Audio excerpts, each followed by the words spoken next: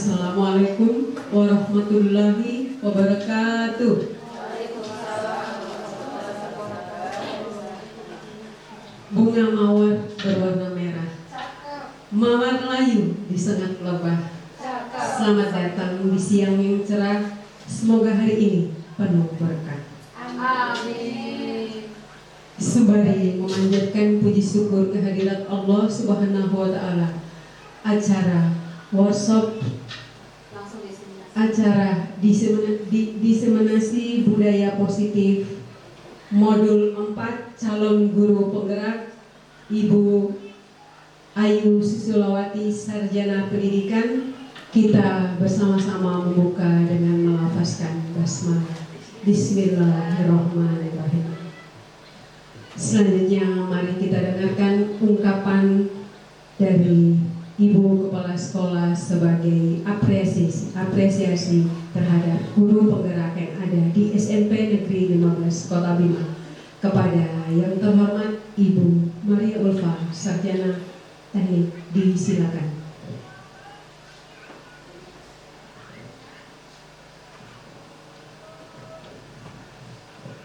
Bismillahirrahmanirrahim. Assalamualaikum warahmatullahi wabarakatuh. Alhamdulillahirabbil alamin, wassalatu wassalamu ala asrafil anbiya'i wal mursalin wa ala alihi wa ashabihi ajma'in. Amma ba'd. Yang saya hormati Bapak Ibu Wakil Kepala SMP Negeri 15 Kota Bima, yang saya hormati Bapak Ibu Guru Dewan Guru SMP Negeri 15 Kota Bima dan staf tata usaha SMP Negeri 15 Kota Bima, dan yang saya banggakan Ibu Ayu Susilawati SPD, calon guru penggerak angkatan 8. Mari Bapak Ibu kita senantiasa bersyukur kepada Allah Subhanahu wa Ta'ala atas segala rahmat karunia dan hidayahnya serta nikmat yang tidak bisa kita hitung, terutama nikmat iman dan Islam, dan juga nikmat sehat dan kesempatan sehingga kita masih bisa hadir untuk mengikuti kegiatan diseminasi budaya positif modul 1.4 oleh salah satu calon guru penggerak kita. Salawat serta salam semoga selalu tercurah kepada baginda Nabi besar Muhammad Sallallahu Alaihi Wasallam, dan semoga di yaumil akhir kelak kita mendapat syafaat beliau. Amin ya rabbal alamin. Bapak Ibu, kegiatan calon guru penggerak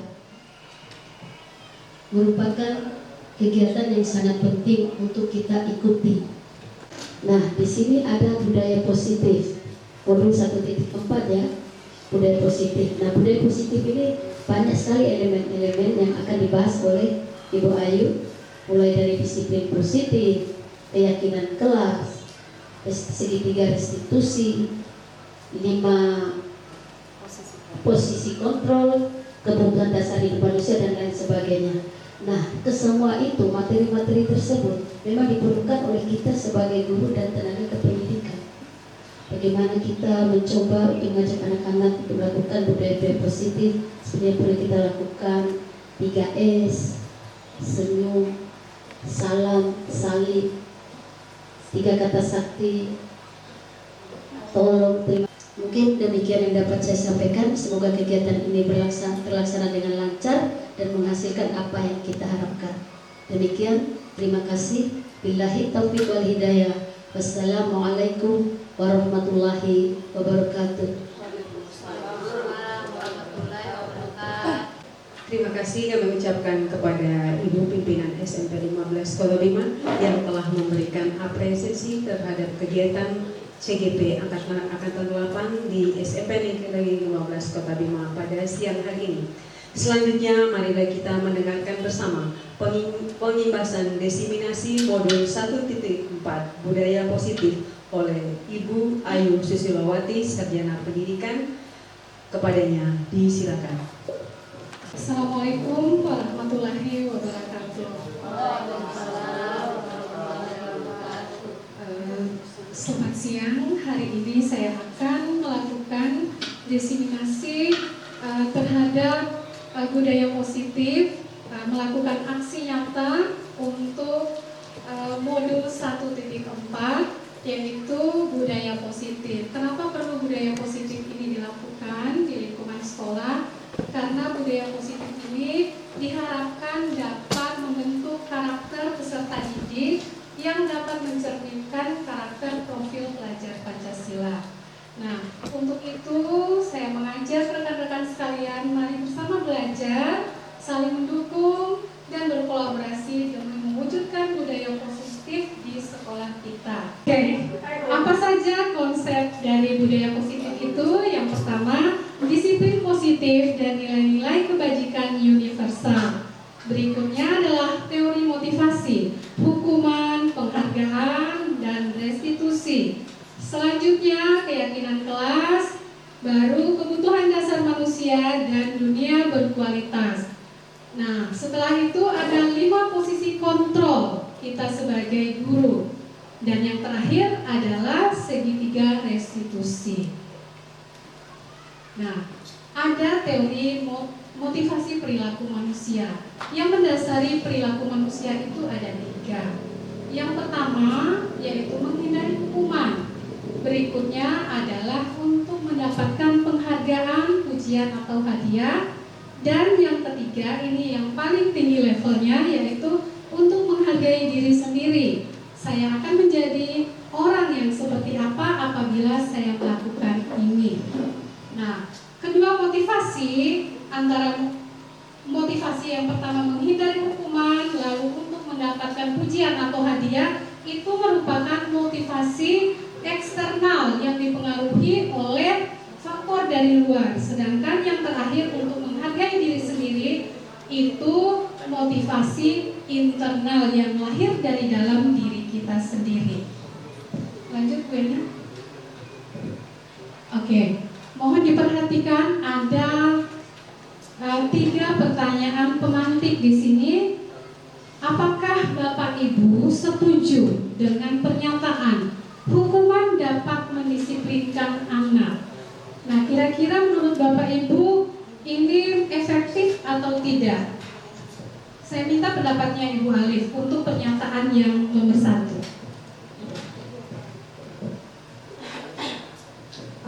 Menurut saya, dengan biasanya kita dengan memberi hukuman itu kita akan memberikan efek jerah pada siswa. Tapi setelah mungkin nanti ada pembelajaran yang diberikan bahwa hukumannya bagaimana dulu biar siswa itu memiliki efek jerah, mungkin seperti itu. Setujunya bisa setengah setuju, setengah tidak, tergantung kasus siswanya, ya, situasi dan siswanya. Oke, terima kasih Bu Alif, luar biasa.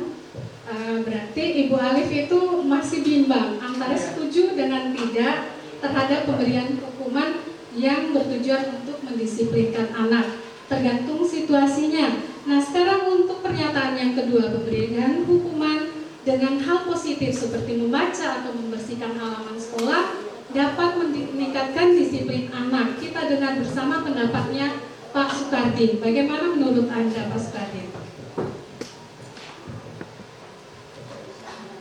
Oh ya, terima kasih Bu Ayu. Pemberian hukuman dengan hal positif seperti membaca atau membersihkan halaman sekolah dapat meningkatkan disiplin anak. Nah, judulnya pemberian hukuman. Kalau pemberian hukuman ini saya agak kurang setuju, tapi kalau kita ubah dengan konsekuensi saya setuju, apalagi membaca atau membersihkan halaman ini bisa dengan konsekuensi tergantung kesalahan apa atau pelanggaran apa yang dilakukan oleh anak tersebut. Ya, misalnya dia habis makan kemudian dia buang sembarangan bungkusan jajannya, maka kita bisa kasih konsekuensi membersihkan halaman sekolah, dan itu sangat mendidik, saya setuju. Itu. Ya, terima kasih Bu Ayu. Ya, super sekali Pak Ardi. Nah yang terakhir, memberi penghargaan dapat meningkatkan motivasi belajar anak. Menurut Ibu Nani bagaimana?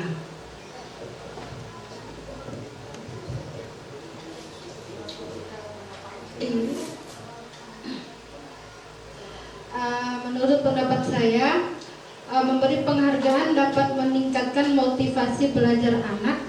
Saya sangat setuju karena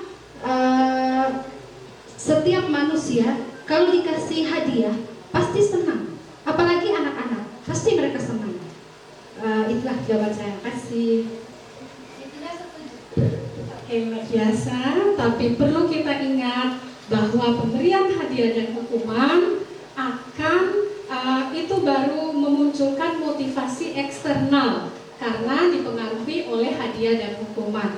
Berbeda dengan ketika dia melakukan sesuatu karena dorongan dari dalam dirinya sendiri atau motivasi internal, berarti dia tidak lagi melakukan sesuatu karena mengharapkan hadiah atau karena takut dengan hukuman. Nah, sekarang Bapak Ibu bisa perhatikan yang ada di layar. Ada gambar kepalan tangan. Nah, sekarang Bapak Ibu yang harus Bapak Ibu lakukan adalah menggenggam seolah-olah di tangan Bapak Ibu adalah sesuatu yang sangat berharga yang Bapak Ibu miliki. Lalu tiba-tiba ketika Anda sedang menggenggam erat tangan Anda, tiba-tiba datang sahabat atau teman kesayangan Anda atau orang yang paling berharga dalam hidup Anda atau siapa saja yang berusaha merebutnya. Nah, dengan segala cara, apakah merayu, apakah menghardik, apakah memukul, pokoknya segala upaya dilakukan oleh teman Anda agar meraih sesuatu yang ada di dalam genggaman Anda. Nah, sekarang apakah Anda memutuskan untuk membuka atau tetap mempertahankan genggamannya itu, tidak memberikan kepada teman Anda? Nah, kira-kira jawabannya bagaimana? Apakah Anda membiarkan itu untuk orang lain atau memberikannya kepada orang lain atau mempertahankannya? Saya akan dengar pendapatnya Ibu Jervi. Assalamualaikum, terima kasih. Kalau saya, yang saya lakukan, saya akan tetap mempertahankan apa yang tengah saya genggam, karena hal ini adalah sesuatu yang sangat berharga bagi saya, tidak bisa dipengaruhi oleh orang lain. Demikian. Oke, terima kasih. Bagaimana dengan Ibu Alif? Seandainya yang di dalam genggaman Ibu Alif itu adalah Mas Bojo, kira-kira Ibu Alif akan melepaskan atau tetap mempertahankan meskipun dirayu dengan bagaimana caranya? Gimana ya, konteksnya beda karena Mas Bojo. Kalau untuk Mas Bojo dulu ya, kalau Mas Bojo setelah saya pegang tapi dia lepas sendiri, sentak beta lanjutkan. Karena saya bukan orang yang untuk dipilih, bukan untuk dipilih saya milih ini atau itu, tidak. Nah, tapi kalau untuk ini kalau untuk ini, kalau itu memang sesuatu yang berharga, bisa setengah-setengah ya mungkin ya, setengah-setengah galau.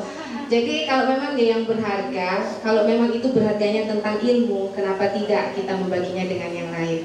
Tapi kalau itu sesuatu yang berharga seperti Mas Bojo, yang penting saya pertahankan dulu. Tapi kalau ada yang merebutnya dan Mas Bojo mau, ya udah dilepas. Ngapain saya ngambil yang pernah yang mau dilepas?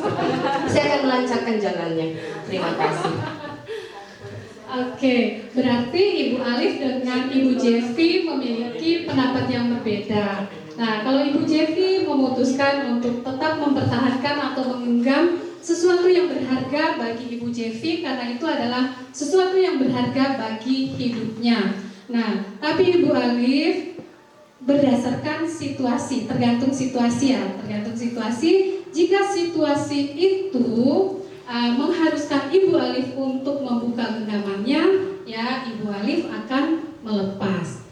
Nah, ada pertanyaan selanjutnya untuk Ibu Nani. Kira-kira ketika kita memutuskan untuk melepas atau membuka genggaman kita, kira-kira dipengaruhi oleh apa kira-kira?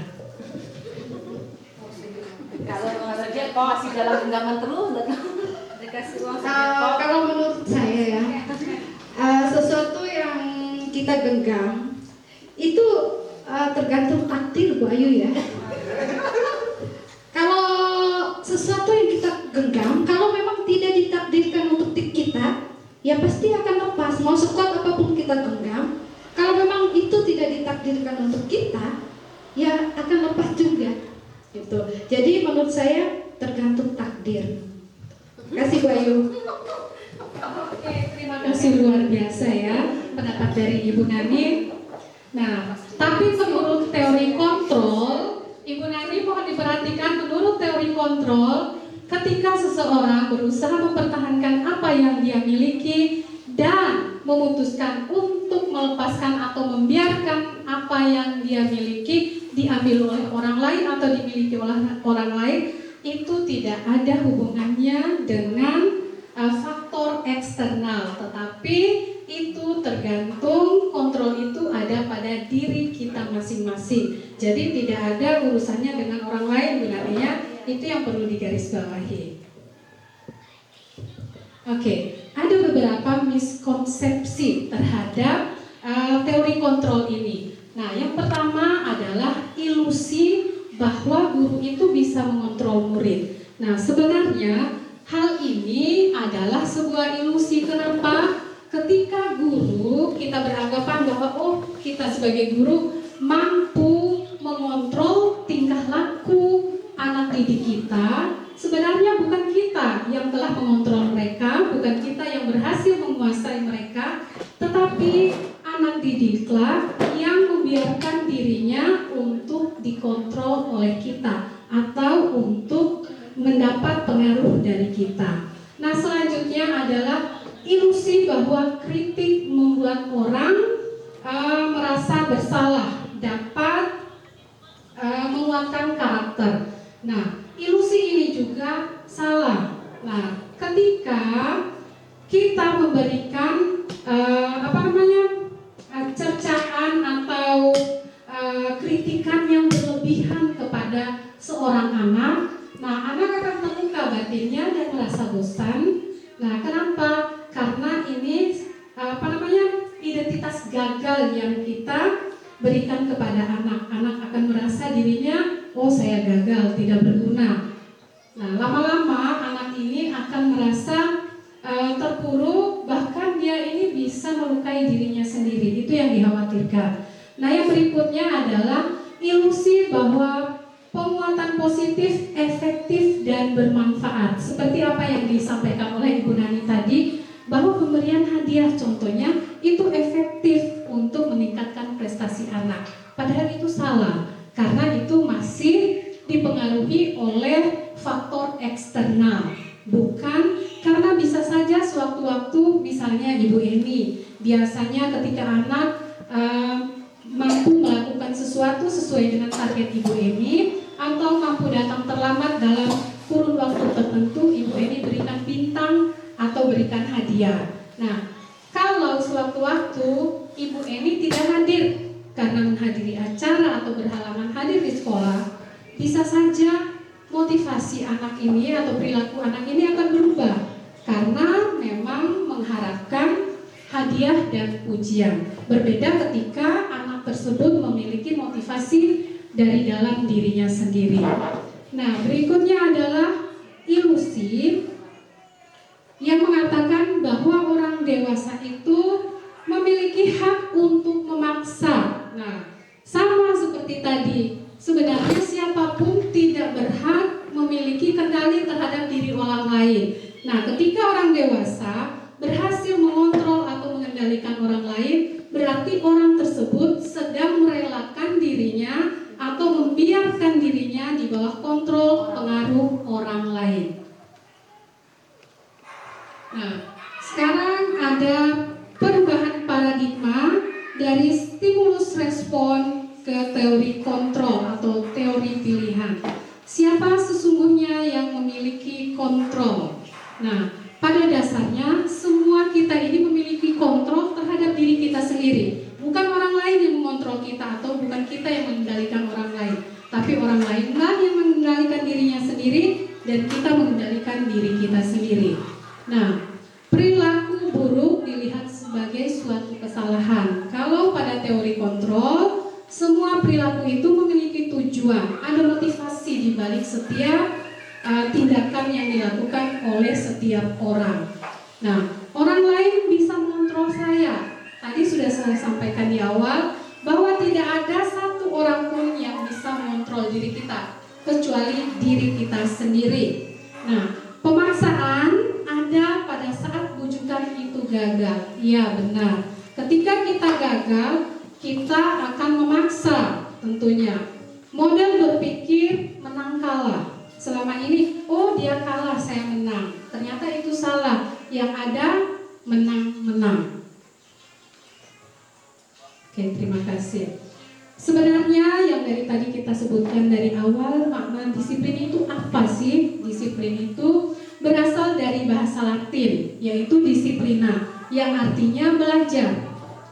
Makna asal kata ini berkonotasi dengan disiplin dari diri murid atau Sokrates dan Plato. Disiplin diri membuat orang menggali potensi menuju sebuah tujuan apa yang dia hargai. Namun dalam budaya kita, makna kata disiplin telah berubah menjadi suatu yang dilakukan oleh seseorang pada orang lain untuk mendapatkan suatu kepatuhan. Kecenderungan umum adalah menghubungkan kata disiplin dengan ketidaknyamanan, bukan dengan apa yang kita hargai atau pencapaian suatu tujuan yang mulia. Oke, untuk mencapai disiplin positif itu kita harus mengetahui nilai-nilai kebajikan universal.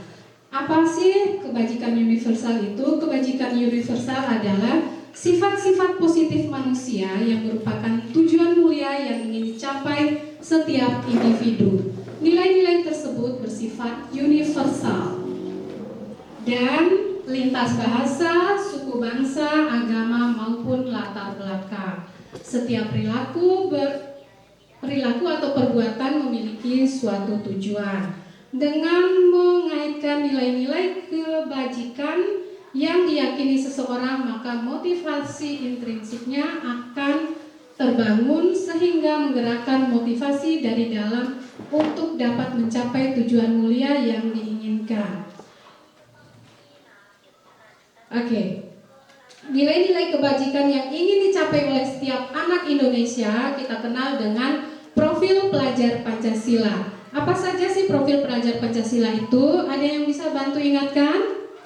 Yang pertama, beriman dan bertakwa terhadap Tuhan yang Maha Esa, dan berlaku mulia, mandiri, bernalar kritis, berkebinekaan global, bergotong royong, serta kreatif. Oke. Nah, sekarang Bapak Ibu, saya mengajak Bapak Ibu untuk berandai-andai. Saya mengajak Bapak Ibu berandai-andai. Seandainya ya Pak Arif, di sekolah kita ini tidak ada yang namanya kepala sekolah yang memantau perilaku kita. Apakah kita datang terlambat, apakah kita tidak hadir tanpa keterangan, apakah kita hadir paling awal dibanding yang lainnya. Nah, ketika tidak ada kontrol dari kepala sekolah, kira-kira apa yang akan terjadi? Menurut Pak Arif bagaimana? Assalamualaikum warahmatullahi wabarakatuh. Terima kasih kesempatan diberikan pada saya. Seandainya tidak ada kepala sekolah yang mengontrol sekolah kita, di saat kita menjalani kegiatan belajar mengajar, otomatis akan terjadi ketidakseimbangan kegiatan belajar mengajar, karena tanpa kontrol kepala sekolah kan tidak akan terarah tujuan pendidikan seperti apa. Guru pulang seenaknya, siswa mondar mandir, istilah tidak ada keseimbangan dalam lingkungan seperti itu. Terima kasih.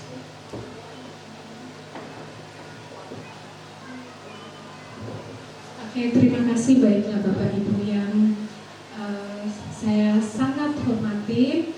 Nah, ketika di suatu lingkungan, suatu ekosistem, utamanya sekolah ya, seperti kita ambil contoh. Nah, ketika tidak ada kontrol, misalnya tidak ada kepala sekolah, tidak ada aturan yang mengikat. Nah, peran kita sendiri, bagaimana kita motivasi kita, apakah kita masih termotivasi dengan menghindari hukuman atau ingin mendapatkan pujian, atau memang itu untuk menghargai diri kita sendiri. Itu tergantung kita Pak Arif ya. Tapi perlu diingat dari ketiga motivasi itu, yang paling utama dan yang paling baik untuk seorang pendidik itu adalah motivasi untuk menghargai diri sendiri, bukan karena menghindari hukuman atau ingin mendapatkan penghargaan. Nah, menurut Ki Hajar Dewantara, merdeka itu tidak hanya terlepas dari perintah, akan tetapi juga cakap membuat memerintah diri kita sendiri. Nah, itu kaitannya dengan yang tadi Pak Arif. Nah, kita jangan menunggu diperintah sama aturan, tetapi kita yang memerintah diri sendiri. Nah, dihukum oleh penghargaan, ada istilah seperti ini, tadi disampaikan sama Ibu Alif, hukumannya seperti apa? Nah, dihukum oleh penghargaan, bahwa penghargaan berlaku sama dengan hukuman, dalam arti meminta atau membujuk seseorang melakukan sesuatu untuk memenuhi suatu tujuan tertentu dari orang yang meminta atau membujuk. Dorongannya eksternal dan ada faktor ketergantungan. Beberapa dampak dari pemberian penghargaan ini adalah pengaruhnya hanya bersifat jangka pendek, tidak permanen. Penghargaan kadang menghukum. Kenapa kadang menghukum? Menghukum bagi orang yang tidak mendapatkan penghargaan.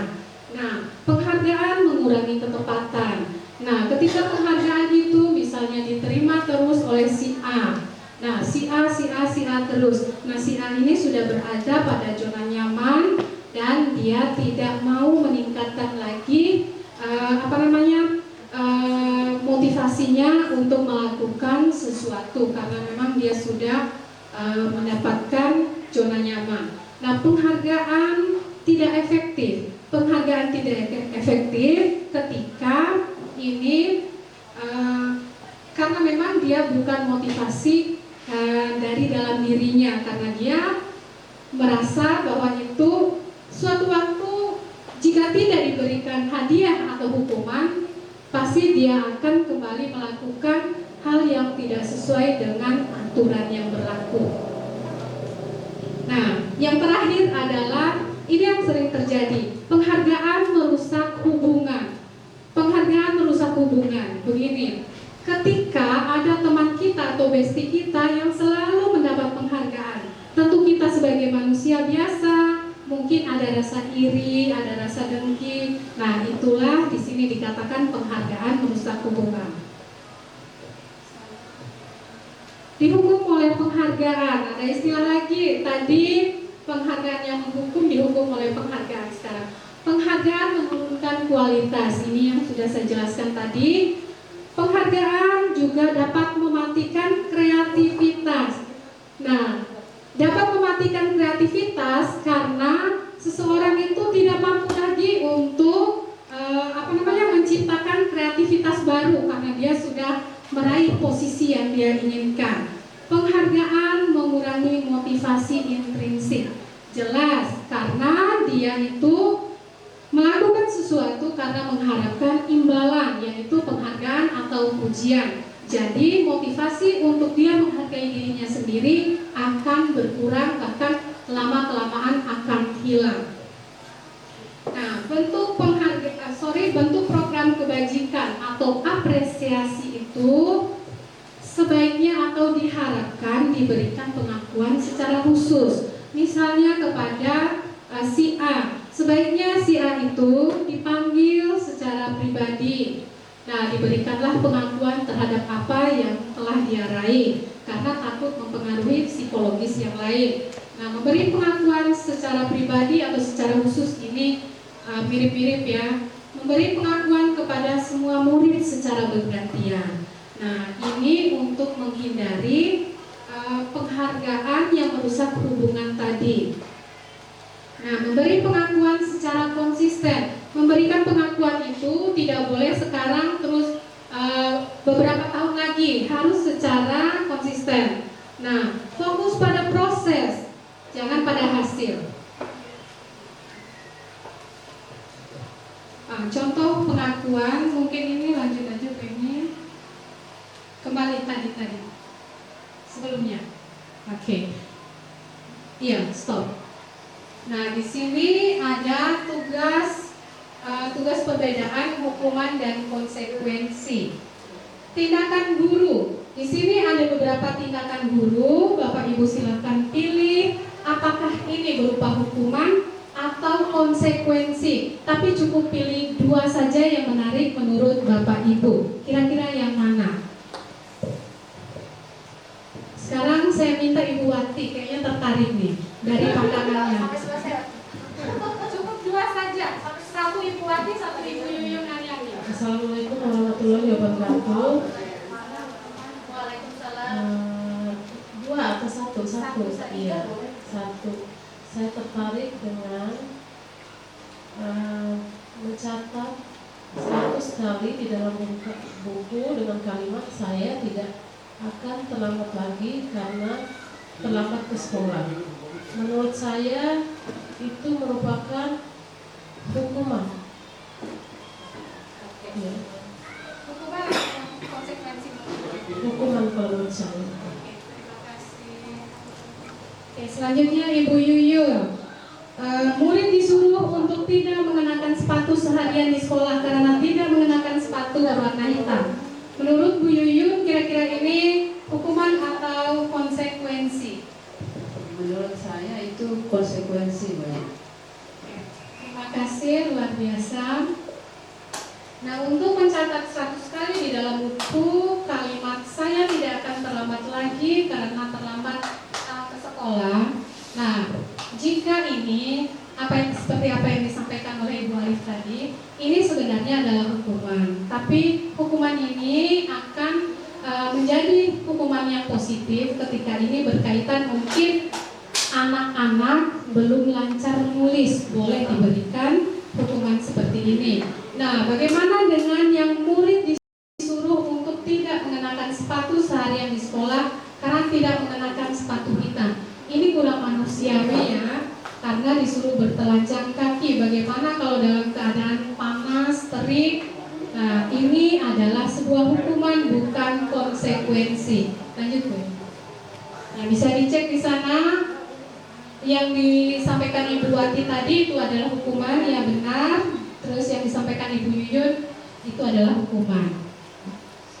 Selanjutnya kayaknya. Nah, bagaimana sih perbedaan antara hukuman dan konsekuensi? Nah, kita seringkali salah mengartikan hukuman itu ya konsekuensi itu adalah hukuman. Tapi sebenarnya hukuman dan konsekuensi ini adalah 2 hal yang berbeda. Kenapa?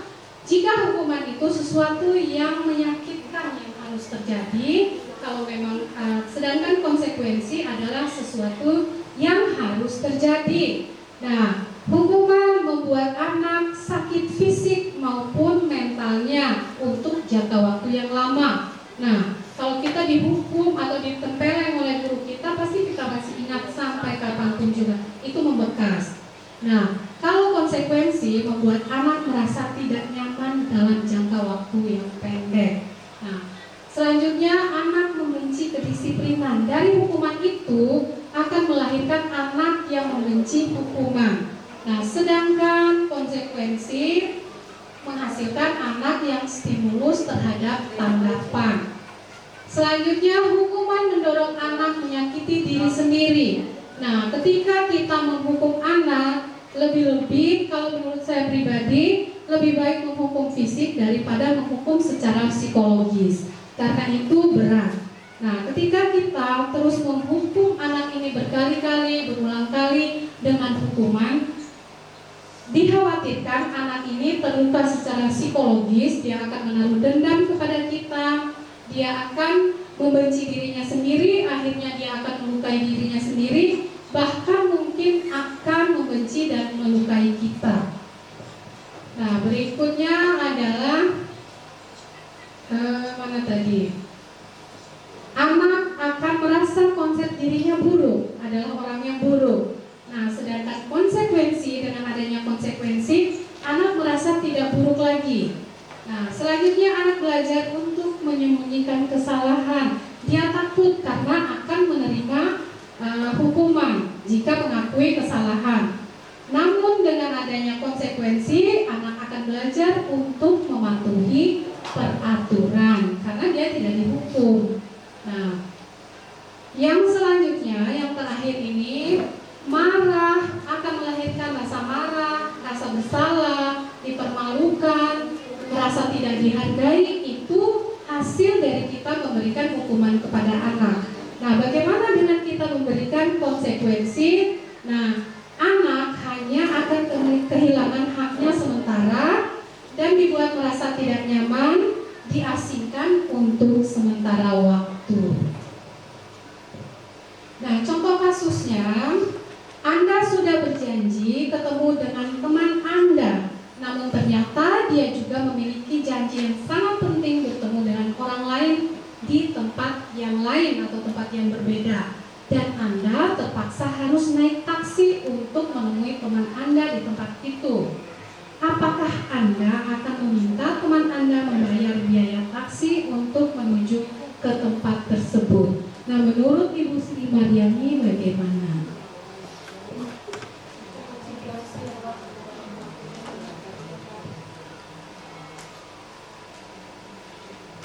Ya, sebagai teman dan ini manusiawi, tentunya saya tidak akan meminta bayaran dari teman itu.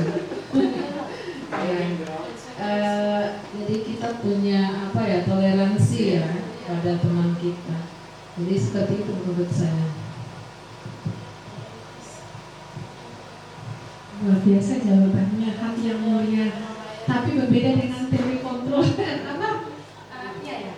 Ya, berbeda dengan keinginan teori kontrol. Nah, jika hal ini terjadi kepada kita berdasarkan teori tadi, yang harus kita lakukan, ya teman kita harus menerima konsekuensi dari apa yang dia lakukan. Misalnya mengganti biaya taksi kita. Itu yang seharusnya terjadi, tetapi karena kita memiliki toleransi dan memiliki perasaan atau hati, ya jadi kita anggap biasa saja. Nah, selanjutnya ada yang namanya restitusi. Apa itu restitusi? Restitusi adalah proses menciptakan suatu kondisi bagi murid untuk memperbaiki kesalahan mereka, sehingga mereka bisa kembali ke kelompok mereka dengan karakter yang lebih kuat. Restitusi juga merupakan proses kolaboratif yang mengajarkan murid untuk mencapai solusi untuk masalah mereka dan membantu murid berpikir tentang apa atau seperti apa yang mereka inginkan yang menjadi tujuan mulia dan bagaimana mereka harus memperlakukan orang lain.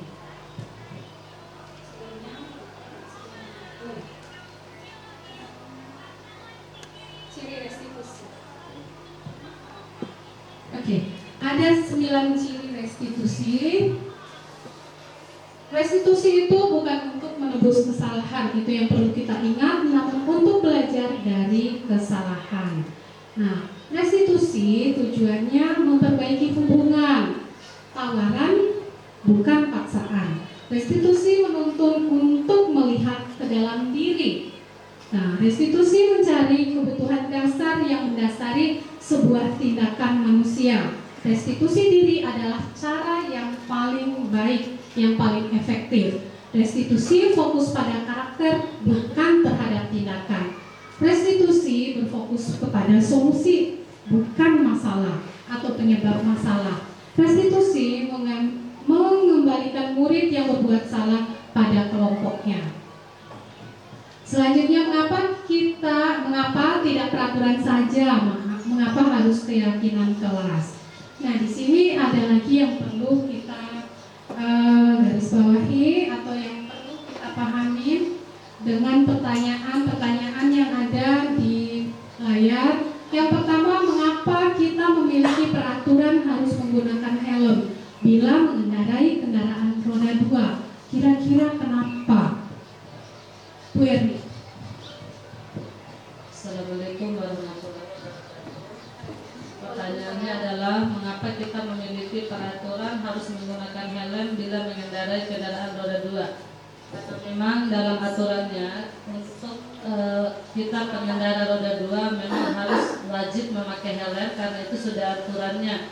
Jadi selain untuk mengikuti aturan itu, kita juga harus bisa menjaga keselamatan diri kita juga.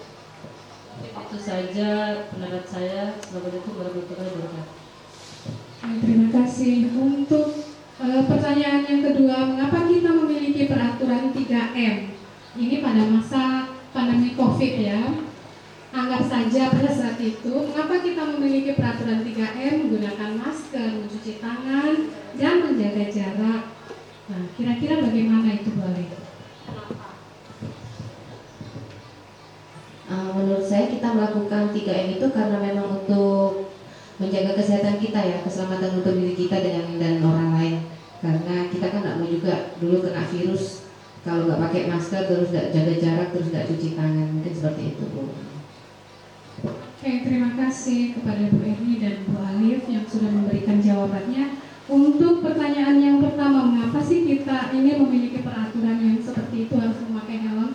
Nah, sebenarnya kebajikan universal di sini adalah tentang keselamatan, terkait dengan keselamatan diri kita, bukan semata-mata kita ini memenuhi peraturan. Nah, untuk pertanyaan yang kedua, untuk peraturan 3M. Nah, seperti yang disampaikan Ibu Alif tadi itu, alasannya atau nilai keyakinan universalnya itu, kebajikan universalnya itu adalah untuk alasan kesehatan dan keselamatan. Lanjut ya. Nah, untuk mendukung nilai-nilai tadi itu perlu budaya positif. Nah, budaya positif itu bagaimana sih bisa terwujud atau tercapai? Nah, budaya positif ini untuk mencapainya perjalanannya lumayan panjang dan berliku. Nah, pertama kita harus membuat peraturan kelas. Peraturan kelas ini biasanya dibuat sepihak oleh wali kelas atau oleh guru tanpa melibatkan anak didik. Nah, dari peraturan kelas ini kita buatlah keyakinan kelas. Nah, keyakinan kelas ini dibuat dan disepakati bersama oleh wali kelas dan seluruh siswa yang ada di kelas tersebut. Nah, dari keyakinan kelas yang telah dibuat ini, insya Allah akan tercipta lingkungan yang positif karena mereka takut menerima konsekuensi, akan ada konsekuensi yang diterima ketika anak-anak atau warga kelas tidak melaksanakan keyakinan kelas tersebut. Nah, maka di sana jika itu sudah berjalan akan terciptalah lingkungan positif. Nah, ketika sudah ada tercipta lingkungan positif ini, nah, akan terbentuklah karakter-karakter. Nah, akan terbentuklah yang namanya sebuah budaya positif yang ada di sekolah tersebut atau di ekosistem tersebut. Nah, sekarang saya ingin mengajak Bapak Ibu lagi untuk melihat yang mana yang merupakan keyakinan kelas. Nah, dan mengapa? Sekarang saya mau tanya pendapatnya Ibu Eni, yang mana kira-kira keyakinan kelas dan yang mana kesepakatan kelas. Terima kasih Bayu sudah menghilangkan ngantuk saya dengan bertanya. Yang keyakinan kelas yang putih Bayu, yang hijaunya itu adalah kesepakatan kelas.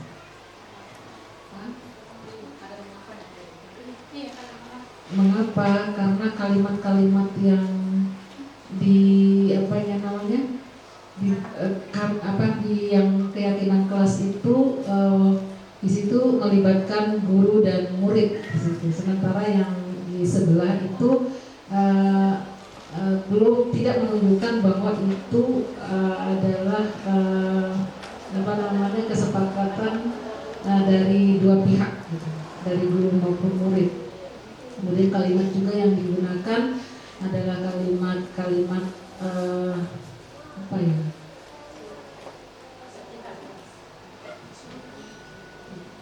semacam perintah ya. Jadi seperti itu. Itu menurut saya, Bu. Terima kasih, tepat sekali. Nah, kesepakatan kelas itu perlu Bapak Ibu ingat, kesepakatan kelas itu pembuatannya atau menciptakan kesepakatan kelas melibatkan semua warga kelas dengan wali kelasnya dan bukan berupa perintah, dan melibatkan seluruh warga kelas dan wali kelas karena di situ menggunakan kata kami. Berarti semua yang ada di situ terlibat dalam pembuatan keyakinan kelas di sini. Nah, di sini kita pilih 2 lagi, kita bermain di sini. Apakah di sini keyakinan kelasnya bagaimana? Selalu mengembalikan buku pada tempatnya dan dilarang mengganggu orang lain. Kira-kira keyakinan kelas untuk 2 pernyataan itu bagaimana? Enggak maksud sebenarnya di sini lebih kepada kebajikan universal yang ingin dicapai, nilai kebajikannya. Nah, kalau selalu mengembalikan buku kepada tempatnya itu nilai kebajikannya apa? Sebenarnya di sana bukan keyakinan, tapi nilai kebajikan yang ingin dituju. Nah, ya, kalau selalu mengembalikan buku pada tempatnya itu tentu saja bersikap tanggung jawab. Dilarang mengganggu orang lain, kira-kira. Ya, menghormati orang lain. Hadir di waktu sekolah 15 menit sebelum pelajaran. Disiplin. Dilarang melakukan kekerasan. Ya, menghormati orang lain, saling menyayangi. Dilarang menggunakan narkoba. Kesehatan dan keselamatan. Bergantian atau menunggu giliran. Disiplin, budaya disiplin. Gunakan masker, kesehatan. Jangan berlari di kelas atau koridor. Kira-kira apa ini? Keamanan, keselamatan. Oke. Ini lagi hal yang menarik. Kebutuhan dasar manusia. Ada 5 kebutuhan dasar manusia yang mendasari kebutuhan hidup kita sebagai seorang manusia. Ada 5. Yang pertama yaitu kebutuhan kasih sayang dan rasa diterima. Berikutnya adalah kebutuhan untuk kesenangan atau having fun. Berikutnya adalah kebutuhan untuk pengakuan. Nah, selanjutnya adalah kebutuhan kebebasan, dan yang terakhir adalah kebutuhan untuk bertahan hidup. Nah, saya ada punya satu kasus yang ingin saya sampaikan dan diskusikan bersama Bapak Ibu. Kasus ini adalah seorang anak yang bernama Aditya yang setiap kali ketika jam makan siang dia selalu merebut bekal dari teman-temannya. Nah, kira-kira dari apa yang dilakukan Aditya ini, karena perlakuannya ini atau tindakannya ini sudah berulang-ulang kali dilakukan. Nah, kira-kira motivasi apa yang mendasari si Aditya ini melakukan tindakan tersebut? Nah, kira-kira Bapak Ibu ada yang mau menanggapi? Kira-kira Pak Arif mau menanggapi? Ada 5 tadi ya, kebutuhan dasar manusia. Terima kasih. Kebiasaan Aditya yang selalu merebut ya, makanan temannya ya, minuman temannya. Ini dilakukan tiap hari ya, berulang-ulang ya. Ya otomatis ini ada ada faktor penguasaan di sini di dalam dirinya, dia ingin menguasai.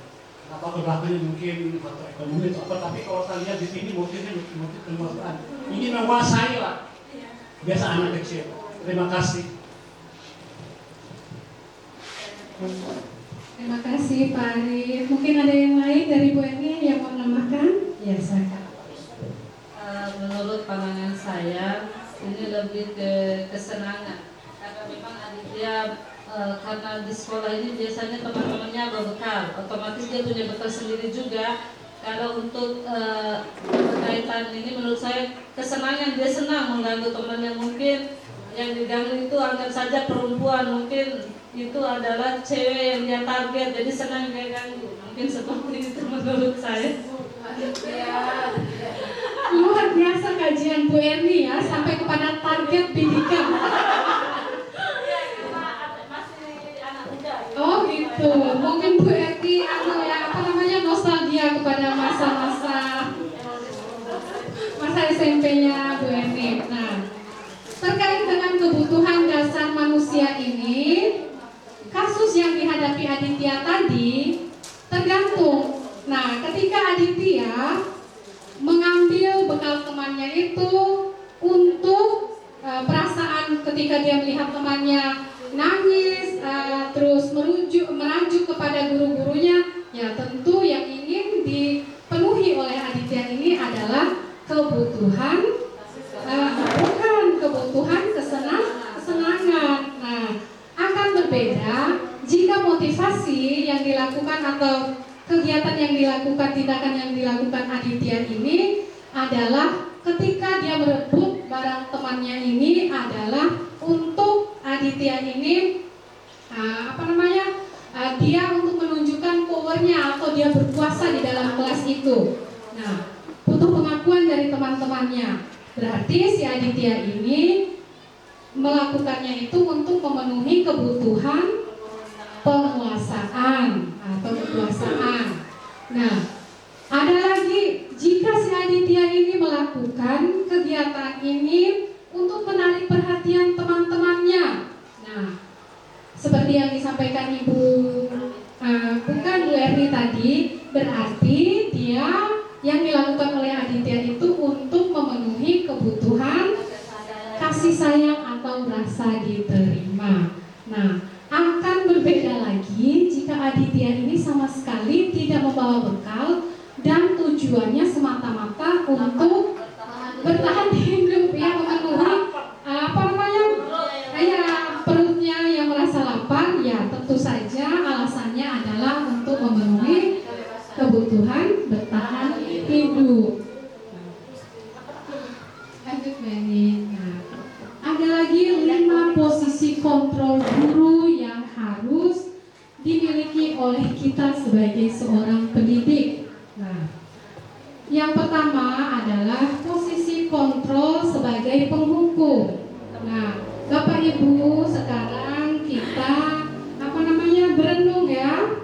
Berenung kira-kira posisi kita selama ini apakah sebagai penghukum? Nah, ada lagi sebagai pembuat rasa bersalah. Biasanya pembuat rasa bersalah ini selalu datang dengan wajah yang manis, suara yang lembut, tetapi kata-katanya menusuk. Nah, kira-kira siapa di antara kita?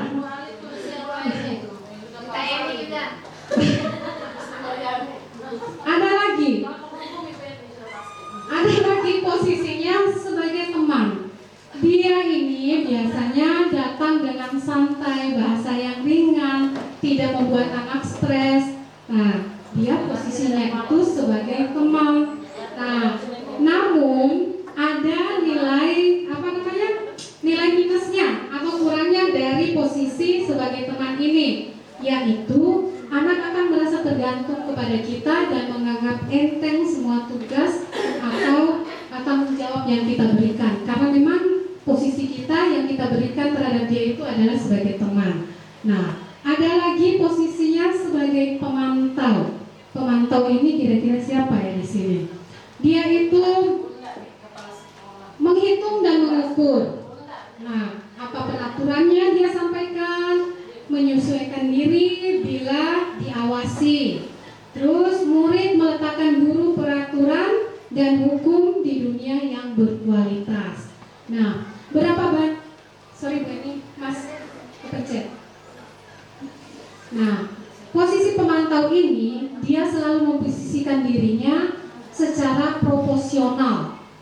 Nah, secara formal dia berbicara tentang aturan-aturan dengan nada yang datar.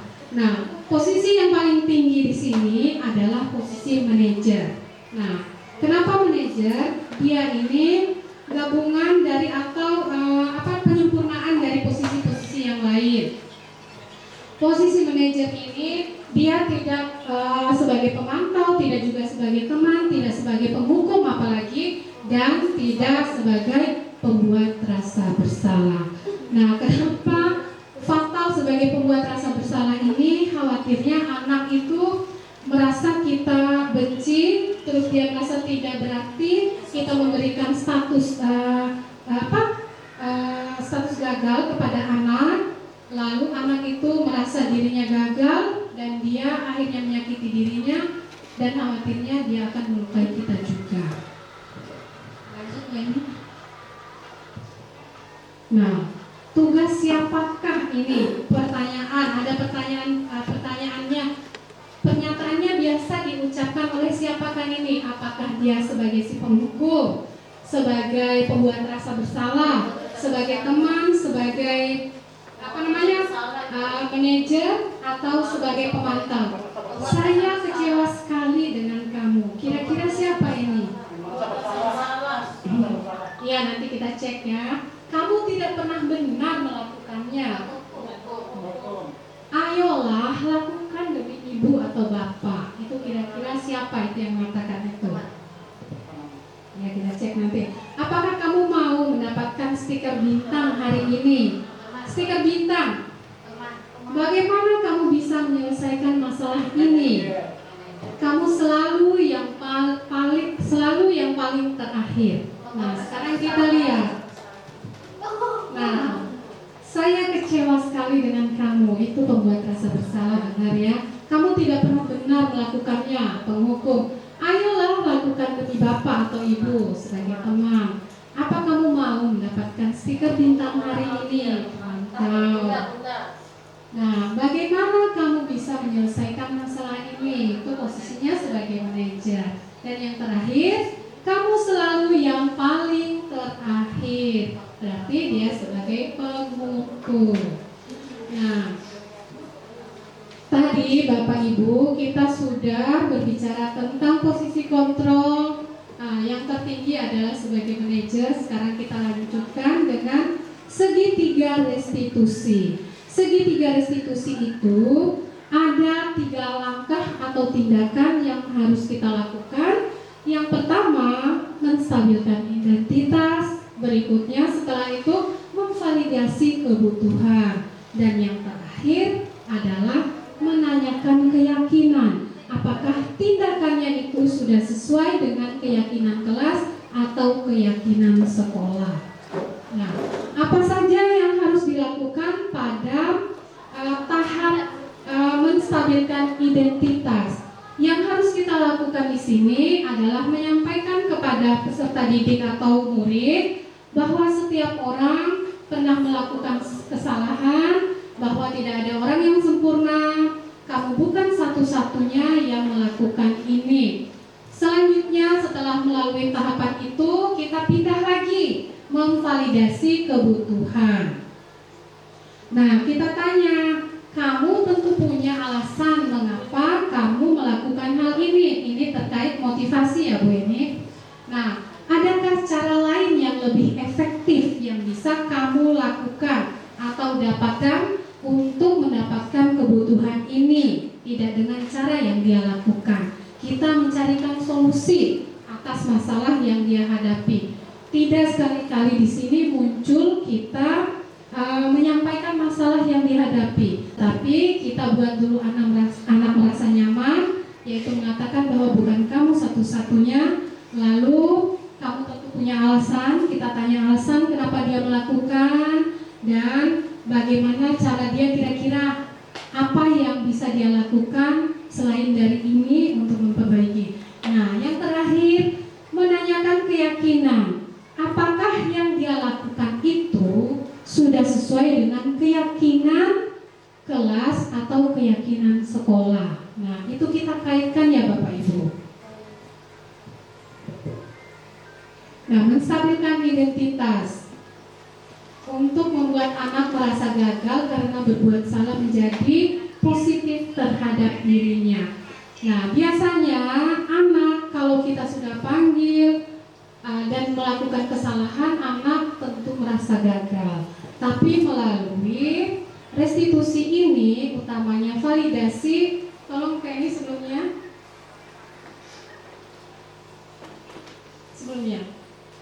validasi bukan, menstabilkan identitas, anak tidak akan merasa gagal karena kita tekankan di situ bahwa bukan kamu satu-satunya yang melakukan kesalahan, bahwa semua orang pernah melakukan kesalahan. Selanjutnya, Bu Eni, selanjutnya adalah validasi kebutuhan. Langkah berikutnya, validasi kebutuhan ini bertujuan membantu murid mengenali basic atau dasar kebutuhan yang mendasar yang ingin dipenuhi ketika dia melakukan kesalahan itu. Nah, kita membantu anak untuk menemukan sebenarnya apa sih yang dia ingin capai dari tindakan yang dia lakukan. Apa tujuannya? Gitu. Berikutnya Bu ini.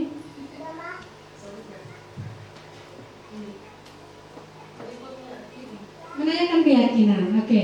Nah, yang terakhir adalah menanyakan keyakinan. Anak melihat kesalahan dihubungkan dengan norma sosial dan nilai-nilai yang mendasari manusia berinteraksi dengan orang lain. Nah, di sini guru akan berkata apa nilai yang kita percaya di kelas atau yang kita yakini di sekolah kita, nilai-nilai universal apa yang telah kita sepakati. Kelas yang ideal itu seperti apa sih? Kamu ingin jadi anak seperti apa? Apa yang kamu rasakan? Ketika kamu melakukan itu, kamu akan menjadi orang yang seperti apa nantinya. Next slide. Nah, ada intervensi 30 detik. Intervensi ini bisa membantu murid kembali ke tujuan semula dengan cukup singkat dan dengan cara non-konfrontatif. Pertanyaan-pertanyaan yang diajukan biasanya dikemukakan oleh seseorang pemantau atau yang memposisikan dirinya sebagai manajer. Nah, apa saja pertanyaan itu? Yang pertama, apakah kamu ingin berbuat lebih baik lagi?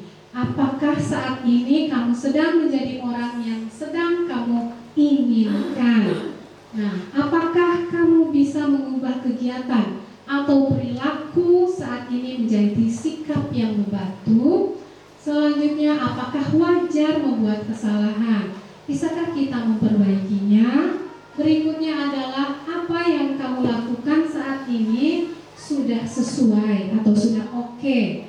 Nah, berikutnya, kapan kamu siap untuk memulai? Artinya memulai tindakan yang lebih baik lagi. Berikutnya, seperti apa kamu punya masalah? Siapa yang bisa membantu untuk mengingatkan agar tidak terjadi lagi? Nah, selanjutnya, saat ini kamu seharusnya berbuat apa? Apa yang bisa saya bantu agar kamu bisa melakukannya? Apakah saya bisa bantu kamu agar dapat segera memulai memperbaiki diri? Artinya di sini ya. Apa tugas kamu saat ini? Bagaimana kamu ingin diperlakukan pada kegiatan ini? Bisakah kamu melakukannya? Apa yang kamu inginkan atau peraturan yang seperti apa? Nah, pertanyaan-pertanyaan intervensi 30 detik ini biasanya dilakukan oleh seorang pemantau dan manajer, bukan pembuat rasa bersalah dan penghukum ataupun teman. Lanjut Bu Eni. Oke, sebelum saya akhiri di sini, kita akan nanti saya dengan Ibu Nani sebagai wali kelas, saya ambil sampelnya di sini, kelasnya Bu Nani akan membuat keyakinan kelas bersama dengan siswanya Ibu Nani. Oke, terima kasih Bapak Ibu atas partisipasinya. Terima kasih sudah menghadiri undangan. Demikian diseminasi yang saya lakukan. Mudah-mudahan apa yang saya sampaikan bermanfaat bagi Bapak Ibu guru dan untuk ekosistem sekolah kita yang lebih baik ke depannya. Saya akhiri, wabillahi taufiq wal hidayah. Wassalamualaikum warahmatullahi wabarakatuh. Ibu yang SMP 15 banggakan, tanpa terasa waktu berlalu begitu cepat. Jam di tangan menunjukkan sudah jam 12:10. Demikian tadi presentasi dari Ibu Ayu Susilawati selaku CGP Angkatan 8 Angkatan 9 dalam diseminasi budaya positif yang merupakan modul 1.4. Dari rangkaian yang dia presentasikan, saya dapat menarik kesimpulan bahwa satu yang patut kita contoh yaitu motivasi internal. Motivasi internal merupakan motivasi yang muncul dari dalam pribadi kita sendiri tanpa dipengaruhi oleh siapapun, tanpa adanya rasa takut kepada atasan, tanpa adanya ingin muncul dari teman yang lain, tetapi semua karena timbul dari dalam pribadi kita sendiri karena lillahi ta'ala pribadi kita sendiri. Demikian saya akhiri dengan sebuah pantun. Ibu Ayu pergi untuk mengaji, pulangnya membawa wasiat. Saya akhiri presentasi Ibu Ayu pada hari ini. Semoga presentasinya dapat bermanfaat untuk kita semua. Wabillahi taufiq wal hidayah. Wassalamualaikum warahmatullahi wabarakatuh.